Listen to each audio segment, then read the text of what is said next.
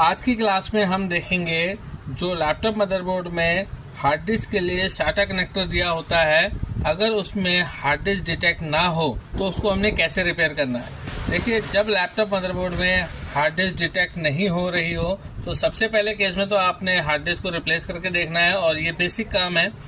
अगर नई hard disk डालने के बाद भी हमारे लैपटॉप मदरबोर्ड में ये SATA कनेक्टर में हार्ड डिस्क डिटेक्ट नहीं हो रही है तो इसको हमने कैसे चेक करना है उसको देखेंगे। और ये डिफरेंट बोर्ड में मैं आपको एक्सप्लेनेशन दूंगा इसका। तो जैसे कि आप देख रहे हैं यहाँ पे जो ये कनेक्टर है ये SATA कनेक्टर है और मैं इसको जूम करके दिखाता हूँ आपको।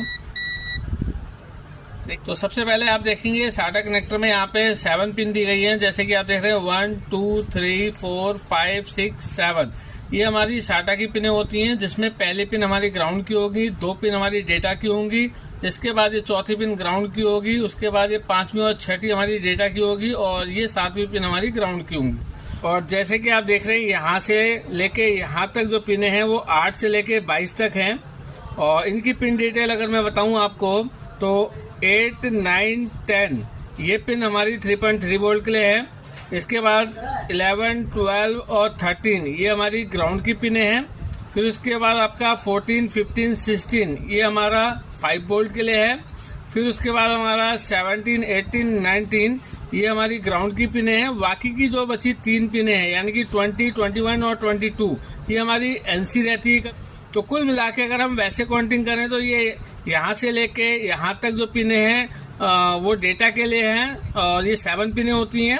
और जो यहाँ से लेके यहाँ तक पिनें हैं वो 15 पिन हैं, जो कि SATA की सप्लाई पिनें हैं। तो यहाँ पर मैं आपको इसके बैक हैंड से भी दिखाता हूँ। तो देखिए, जब हम इसके बैक हैंड पे जाते हैं तो आप देखेंगे कुछ इस तरीके से दिखेगा। तो ये जो आप देख रहे हैं यहाँ पे 7 पिन दी गई हैं, 1 2 3 4 5 6 7। और अगर मैं सप्लाई वाले में दिखाऊं आपको तो 1 2 3 4 5 6 7 8 9 10 11 12 13 14 15 यानी कि सप्लाई वाले पिन में हमारा 15 पिन है और डेटा के लिए हमारी 7 पिन दी गई हैं। और अगर आप ध्यान से देखें तो देखेंगे ये पिन हमारी ग्राउंड की हैं और ये 2 पिन हमारी डेटा के लिए जाती हुई दिख रही हैं आपको। फिर उसके बाद चौथी पिन हमारी ग्राउंड की है, फिर 5वीं और 6ठी फिर से डेटा के लिए जाती हुई दिख रही हैं और जो 7 पिन है वो हमारी ग्राउंड की है। अगर मैं आपको इधर वाली पिनों को मल्टीमीटर से चेक करा के दिखाऊं तो आप देखेंगे 3 पिनों में हमारी ग्राउंड आएगी। देखिए, मैं मल्टीमीटर को एक ग्राउंड पे रख लेता हूं और देखेंगे जब पहले मल्टीमीटर क्रॉस चेक कर लेता हूं तो देखेंगे यहाँ पे ये 3 पिन हमारी बीप नहीं देंगी क्योंकि ये हमारी 3.3 वोल्ट के लिए हैं। इसके बाद वाली पिन ग्राउंड की है। देखिए, इसके बाद हमारी जो 3 पिन है ये भी बीप नहीं देंगी क्योंकि ये 5 वोल्ट के लिए हैं। इसके बाद जो हमारी पिनें हैं वो ग्राउंड की पिनें हैं, देख सकते हैं आप। और ये देखेंगे, इसके बाद जो हमारी ये पिन है ये 3 NC रहती हैं।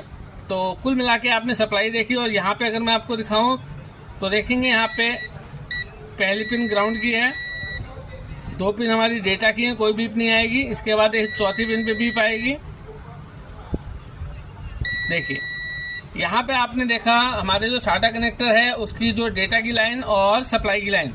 और जितने भी लैपटॉप होते हैं आप देखेंगे जो हमारी डेटा वाली लाइन है उसके ट्रैक में आपको इस तरीके से NPC कैपेसिटर सीरीज में लगे हुए दिखेंगे। मैं इसको आपको और जूम करके दिखाता हूँ। देखिए, यहाँ पे जो SATA कनेक्टर है इसके ट्रैक में आपको इस तरीके से NPC कैपेसिटर देखने को मिलेंगे। मैं आपको और भी मदरबोर्ड में दिखाऊंगा। तो देखिए, सबसे पहले आप इस तरीके से इन्हें चेक कर लें।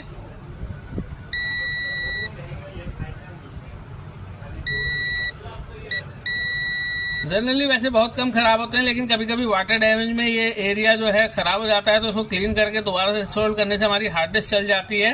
मैं आपको और भी लैपटॉप मदरबोर्ड में इसको देखेंगे। यहाँ पे मेरे पास एक दूसरा मदरबोर्ड है और यहाँ पे जो आप देखेंगे ये हमारा हार्ड डिस्क का SATA कनेक्टर है। और ध्यान से देखने पे आपको यहाँ पे भी 7 पिन दिखेंगे। 1 2 3 4 5 6 7 ठीक हो गया। यहाँ से भी करेंगे तो 7 ही आएगा। इसके बाद आप देखेंगे यहाँ से जो 15 पिन का कनेक्टर है यहाँ पे 1 2 3 4 5 6 7 8 9 10 11 12 13 14 15 यानी कि यहाँ पे 15 पिन का है।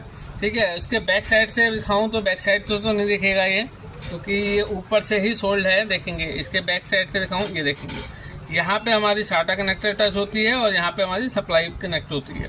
और बोर्ड में आपको दिखा देता हूँ, मेरे पास दूसरा बोर्ड है और यहाँ पे देखेंगे बैक हैंड से अगर मैं दिखाऊँ आपको, देखेंगे यहाँ पे आप देखेंगे सप्लाई के ट्रैक में 2 कैपेसिटर देखने को मिल रहे हैं, पर इधर देखने को नहीं मिल रहे हैं। तो जनरली क्या होता है, ये या तो आपको हार्ड डिस्क कनेक्टर के पास में मिलेंगे या फिर आपका जो ICH है, PCH है, SOC के पास में मिल सकते हैं। तो आपने जो हार्ड डिस्क का SATA कनेक्टर की डेमो क्लास देखी, इसके अंदर हमने आपको एक्सप्लेनेशन दिया है कि किस तरीके से लैपटॉप में हार्ड डिस्क के जो सर्किट होता है, अगर वो काम नहीं करे तो उसको हमने कैसे रिपेयर करना है। हार्ड डिस्क के अंदर 2 सेक्शन होते हैं, एक हमारा डेटा के लिए होता है, दूसरा हमारा सप्लाई के लिए होता है। और हार्ड डिस्क की जो ऑपरेटिंग वोल्ट है वो 5 वोल्ट होती है। अगर वो 5 वोल्ट कम आ रही है यानी कि 4.7, तो वो लीकेज वोल्टेज कहलाएगी।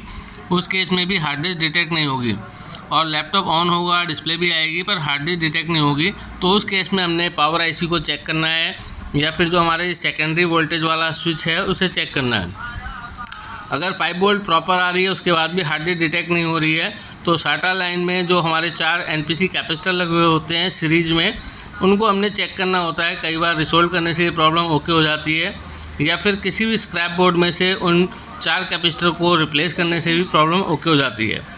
अगर प्रॉब्लम अब भी सेम है तो उस केस में फिर आपको PCH की रिक्वायरमेंट को चेक करना होता है कि उसके अंदर जो SATA का सेक्शन होता है डेटा वाला, उसमें सप्लाई प्रॉपर जा रही कि नहीं जा रही है।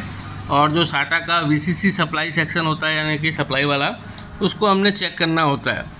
तो कई बार सप्लाई और PCH के बीच में कोई कॉइल या फिर रजिस्टर सीरीज में लगा होता है, वो ओपन हो जाता है, या फिर वाटर डैमेज की वजह से उसमें प्रॉब्लम आ जाती है, तो उसको आपने चेक करना होता है।